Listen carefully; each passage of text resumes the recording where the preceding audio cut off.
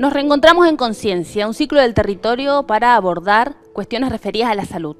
En esta oportunidad tenemos de invitada a Olga Acevedo. Ella es licenciada en psicología y nos va a comentar sobre el tema adolescencia y salud mental.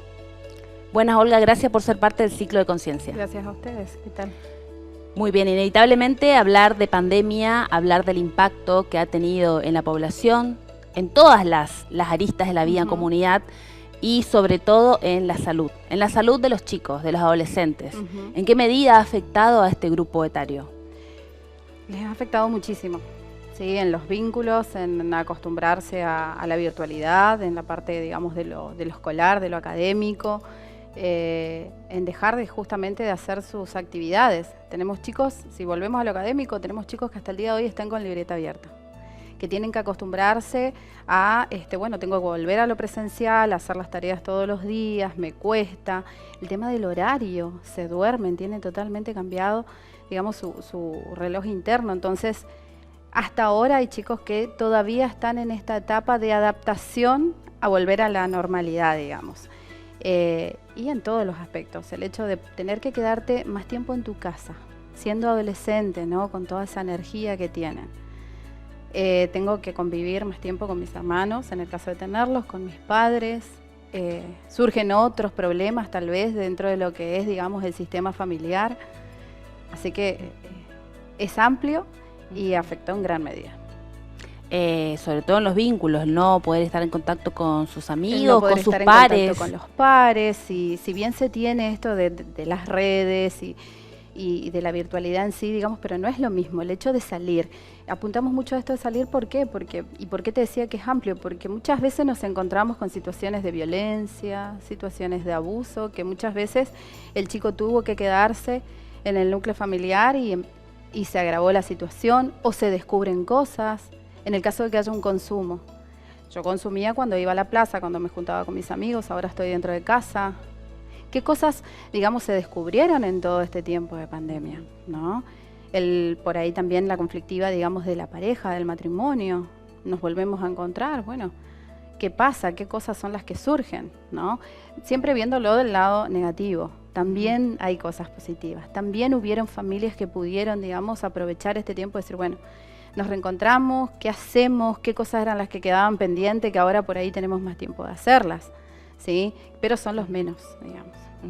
Se habló mucho en este último tiempo, sobre todo este año, que es en el que volvimos a la normalidad plena, sin barbijo, presencialidad absoluta. Recordemos que el año pasado tuvimos bimodalidad, una semana sí, una semana no de colegio. Las famosas burbujas. Es las burbujas, ¿no? Que parece que sucedió hace mucho tiempo y bueno, fue hasta hace poco, hasta el año pasado. Sí. Se habla mucho de ansiedad y de depresión. Sí. ¿Cómo definirías esos cuadros y en qué edades se suelen ver? Porque se habla de eso en adolescentes justamente. Sí, a ver, es algo que afectó evidentemente a toda la población. Los cuadros de ansiedad, digamos, de esta energía desbordada, ¿no? Que aparece, digamos, nos llama la atención cuando justamente ya impide que nosotros hagamos nuestras actividades cotidianas, ¿no? Pero claramente que cualquier situación nueva te genera ansiedad, te genera ese nerviosismo, ¿no? Que muchas veces se manifiesta en esa palpitación, sudoración de manos, esa como respiración rápida. Pero aparece en todas las edades, ¿sí? Cuando hay algo que yo no puedo tramitar, cuando hay algo que a mí me desborda, que yo no sé cómo resolverlo, cómo manejarlo, ¿sí?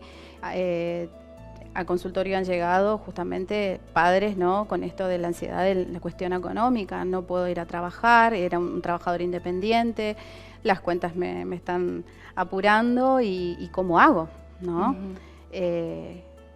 Por la cuestión justamente esto que decíamos de lo vincular, me doy cuenta que mi matrimonio evidentemente no era lo que yo esperaba, descubrí cosas, descubrí que mi hijo consume, descubrí que hay cuestiones, digamos, de las que yo tal vez cuando estaba trabajando desconocía totalmente, ¿no? Entonces, la gente que está sola y que antes tal vez previo a la pandemia podía ir a hacer una actividad deportiva, algo de arte, cualquier otra, o sea, simplemente salir a caminar a la costanera porque estuvimos en ese tiempo en donde nadie salía. Y el hecho de tener que quedarte en tu casa como que de alguna manera acrecentó mucho más esta sensación y esta idea de estoy solo, ¿no? Entonces eso fue llevando, digamos, a estos cuadros totalmente depresivos, ansiógenos. Y si tienen cuadros de ansiedad o cuadros de depresión en edades tempranas, estamos hablando de adolescentes, ¿no? ¿Los pueden superar? ¿Cuál sería el tratamiento? Y si es algo que les va a quedar en las otras etapas de su vida o se supera, digamos. No, a ver, lo importante es que justamente puedan consultar. El hecho de poder ir al terapeuta, poder ir a consultar con un psicólogo para ser justamente evaluado, escuchado. Y claramente el psicólogo apunta a esto, ¿no? De poder generar nuevas herramientas a través de esto, ¿no? De la palabra, de poder tramitar todo a través de la palabra, ¿no? Se les va brindando ciertas herramientas para que puedan, bueno, a ver cómo puedo de alguna manera sobrellevar esta situación. ¿Sí? Si vemos que el cuadro ya es mucho más agudo, entonces sí se pide una interconsulta ya con el área de psiquiatría para ver si tal vez bueno, el médico lo evalúa y ve si necesita una medicación, un psicofármaco, ¿no? Para por ahí ayudar un poquitito al proceso y al tratamiento. Sí. Esto de ir al psicólogo, de que chicos tan pequeños vayan al psicólogo, quizás es más mal visto, o en algún momento fue mal visto, o con cierto prejuicio por parte de los padres, de los adultos, ¿no? Sí, que hasta el ¿Se día de hoy desmitificó un poco en la actualidad? Y de a poquito va mejorando, digamos. De a poquito van entendiendo que, a ver, no va al psicólogo aquel que está loco, ¿no? Claramente va al psicólogo el que necesita tal vez hablar de lo que le pasa y hablar con un tercero que no solo, digamos, que es un profesional que está capacitado y que tiene, digamos, se formó para tener más herramientas para poder guiarte, acompañarte en este proceso de búsqueda de salud, sino que qué importante que es para el adolescente poder hablar con una persona que no lo juzgue y que trate de ser objetivo, ¿no? Porque justamente lo que buscamos es eso, dar una mirada objetiva de la situación. Porque he escuchado padres que dicen, pero ¿por qué? ¿Por qué tiene que venir a hablar con usted si nosotros estamos, si nosotros lo escuchamos? ¿Por qué no habla conmigo? ¿Por qué no confía en mí? No es que no confíe y no es que no quiera hablar con ustedes, sino que necesita hablar con una persona que le va a dar una mirada objetiva. Los padres sí o sí, digamos, desde el amor que les tenemos a nuestros hijos, siempre hablamos desde el amor, digamos, ¿sí? Y siempre que sigue un tercero el que me guía, el que me aconseja o el que... es como que es recepcionado desde otro lugar, ¿no? Entonces, desde ese lugar está bueno, digamos, de a poquito los padres van entendiendo. Por eso es importante también muchas veces dar lugar a escuchar a los padres, también calmar un poquitito esa ansiedad para que vayan entendiendo, ¿no? De qué se trata. En ese sentido, esto sería más un consejo a los padres. ¿Qué deberíamos tener en cuenta para decir, bueno, solos no podemos... este es el momento de dejar que trabaje un profesional, ¿no? ¿Qué deberíamos advertir en los chicos? Sobre todo en este último tiempo que hubo muchos casos de chicos que se han suicidado. Sí. Y hay que tener en cuenta los cambios. Bueno, mi hijo era totalmente extrovertido, tenía muchas amistades, hacía muchas actividades. De golpe se empieza a encerrar.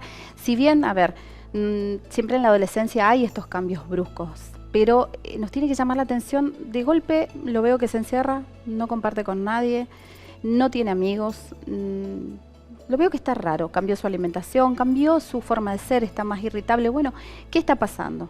Si no quiere hablar conmigo, ¿sí? Busquemos ayuda a un profesional, busquemos la manera que ese chico pueda descargarse, desahogarse, ¿sí? Y las pocas veces porque a veces pasa que el adolescente es como que es muy cortito, es muy poco el momento en que dice, bueno, tal vez ahora me siento en confianza, veo que mamá y papá no están tan apurados o no están nerviosos, porque son muy perceptivos. Entonces, bueno, aprovecho. Y justo en ese momento mamá le dice, ¿para qué estoy con algo?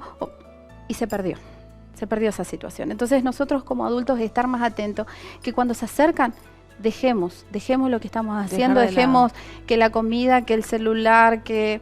No, es importante ese momento que mi hijo tomó fuerzas y se quiere acercar a mí y quiere hablar conmigo. Porque son momentos claves. Y escucharlo, tratar de no juzgarlo, no hablar de nosotros. No porque yo a tu edad, no porque yo resolví así, no, era tu tiempo. Y qué bueno que vos lo pudiste resolver de esa manera. Hoy por hoy se encuentran con otros tiempos, otra realidad, otros estímulos y más aún saliendo de una pandemia que nos vino a movilizar a todos. en todas las edades. Entonces el adolescente, digamos, así, al igual que nosotros, hacen lo que pueden para salir adelante. Entonces ahí es donde tenemos que estar atentos para acompañarlos y prontamente pedir ayuda profesional. Básicamente saber escuchar. Claro. Olga, te llevo a otro plano de la salud mental que tiene que ver con los adolescentes y es muy de nuestra tierra colorada, por los indicadores oficiales, que es el embarazo adolescente, el embarazo no deseado. Sabemos que están trabajando en el plan ENIA. Contanos un poco en qué consiste ese plan integral de salud. Sí, el plan ENIA, bueno, como es el plan el de embarazo no intencional en la adolescencia, tiene o agrupa, digamos, 3 ministerios: Desarrollo Social, Educación y Ministerio de Salud, ¿sí? Bueno, yo me desarrollo como asesora en salud integral adolescente perteneciente a lo que es Ministerio de Salud. Entonces, nuestra función es acompañar a los chicos de escuelas públicas y también en el centro de salud, ¿sí? Lo que se busca es justamente acercar a los adolescentes a los centros de salud. Ya sea no solamente, digamos, con lo que tiene que ver con métodos anticonceptivos, sino esta salud integral, ¿no? De que puedan tener turnos protegidos con una nutricionista, con un clínico, con un oftalmólogo, odontólogo, ¿sí? Y acompañarlos. Es una escucha justamente desprejuiciada, activa, y en donde nosotros ahí identificamos si necesita una derivación con el psicólogo. ¿Sí? Son todas las asesoras, digamos, que integran el plan, son todas profesionales. Entonces pueden tener, digamos, esa lectura a la hora de hacer una derivación correspondiente, ¿no? Y claramente sí asesoramos cuando, digamos, la demanda del adolescente tiene que ver con los métodos anticonceptivos. Estamos formados, digamos, como para nombrarle cuáles son, digamos, los recursos que tiene la provincia en los centros de salud y dar un turno, otorgar un turno protegido en el caso que el adolescente quiere en el centro de salud para que pueda ir con la ginecóloga y bueno, ahí tomar la decisión de qué método es el que más le resulta cómodo. Y vos como asesora del plan ENIA, ¿cuál es la principal demanda que tienen los adolescentes en la actualidad? Mira, digo, no sé si es coincidencia, claramente porque uno es psicóloga, pero yo, como te decía hoy, yo no me desarrollo como psicóloga dentro de lo que es el plan, sino que soy asesora en salud integral adolescente. Pero sí, la demanda siempre es eso, del acompañamiento psicológico. Por lo menos en tanto el colegio como el centro de salud solicitan mucho eso, ¿viste? La demanda de psicólogos es altísima. Más allá de que también claramente hay esto de los turnos protegidos para un implante subdérmico, para la pastilla anticonceptiva, ¿sí? Es bastante equiparado, pero sí que la segunda, digamos, demanda así fuerte es la de psicoterapia. Psicoterapia. Sí. ¿Para abordar qué tipo de casos? ¿Tiene que ver con embarazo adolescente justamente o con casos múltiples, casos de bullying, casos de ansiedad, de problemas, digamos, en el hogar, muchas veces también situaciones de violencia, en donde nosotros, digamos, identificamos que hay una situación de riesgo, emitimos, digamos, lo que sería un informe de situación singular, de pronta intervención, y elevamos, digamos, a nuestros superiores para que ellos puedan, digamos, hacer ya todas las diligencias correspondientes para que ese adolescente que posiblemente esté en riesgo pueda recibir ayuda.